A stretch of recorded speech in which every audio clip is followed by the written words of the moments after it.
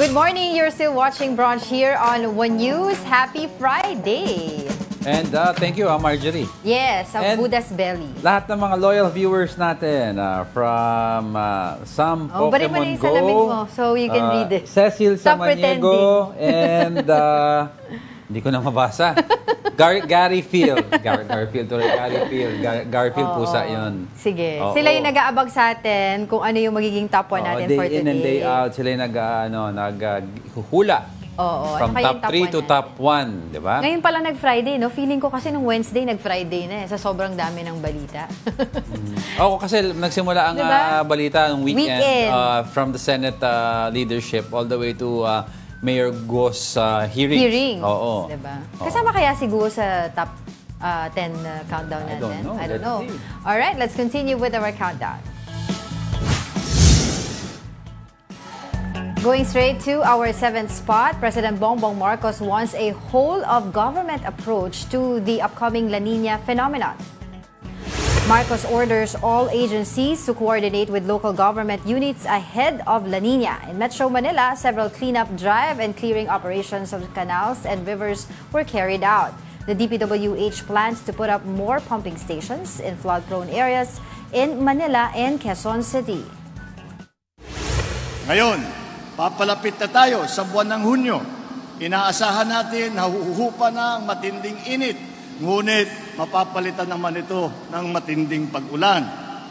Kaya naman, inaatasan ko ang lahat ng mga ahensya ng gobyerno na ipagpatuloy ang pakikipag-ugnayan lalong-lalo na sa mga LGU bilang paghanda para sa darating naman na La Nina.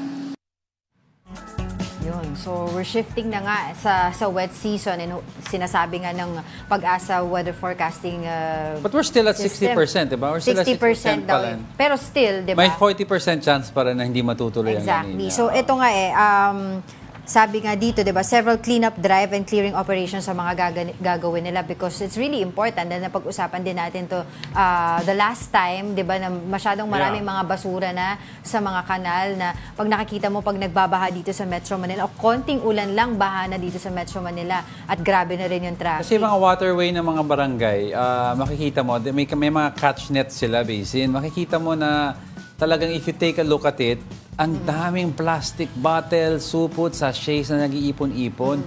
So, linis ng linis naman yung mga taga DPWH natin, tsaka mga local government units, nag-iipon ulit the next day.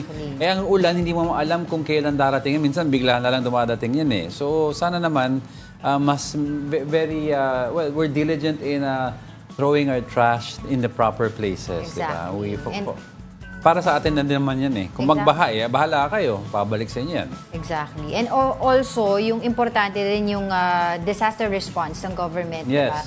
Pagdating ng mga malalakas na bagyo. Kasi yearly nakikita natin yung mga kababayan natin nawawala ng bahay dahil sa baha. Diba? And what's bothering me talaga, ito ever since na pag-uusapan natin to, yung yung kawalan natin ng, tawag doon, evacuation centers talaga. Yung dedicated evacuation centers sa mga flood-prone areas. Kasi parang every year we would always see schools, diba, being used as evacuation centers. So, alam naman natin, ang bansa natin prone nga sa mga typhoon. And yet we don't build proper evacuation alam ko yung centers. sa mga hazard map na ginawa ni former and the late President Noy Aquino, yung mga areas na yung high risk for hazards, meron silang dedicated evacuation center that functions also as a multipurpose hall.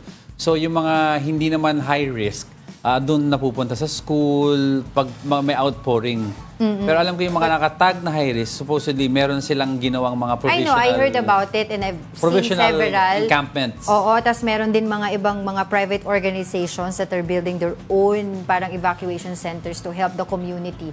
But yun nga, ever since, mga bata pa lang tayo, nakikita ko sa news ganyan mga eskwelahan yung ginagamit for evacuation centers. So isa yan sa mga dapat gawin ng this government in preparation, diba, for the coming rainy season. Parang sa US kasi din, wala rin naman silang dedicated storm shelters. Parang they use stadiums also.